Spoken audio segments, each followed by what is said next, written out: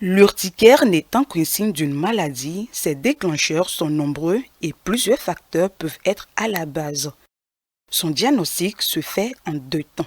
Il y a par exemple les causes médicamenteuses. Vous prenez un médicament et puis vous aviez de l'urticaire. Les causes alimentaires, des allergies aux acariens par exemple. Les acariens que l'on retrouve dans la poussière de la maison.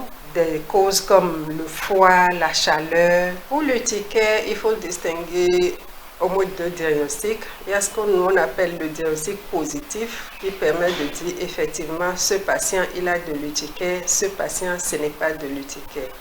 Alors le diagnostic positif il est clinique, donc le médecin examine le patient et conclut c'est une urticaire, ce n'est pas une urticaire. Mais le diagnostic étiologique, une fois le diagnostic positif est posé, il faut rechercher la cause de l'urticaire. Le traitement de l'urticaire se fait en 2 volets.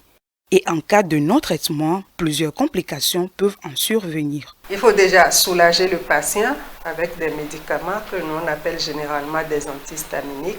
Mais il ne faut pas oublier le volet traitement de la cause. Voilà. Si par exemple c'est un médicament que le patient prend pour autre maladie et qui a pour effet secondaire l'urticaire, tant qu'on ne trouve pas cette cause, c'est-à-dire ce médicament, et qu'on l'arrête, il va continuer par faire de l'urticaire. Il peut y avoir des complications, surtout lorsque l'urticaire atteint ce qu'on appelle les muqueuses, comme par exemple les lèvres ou bien la muqueuse génitale.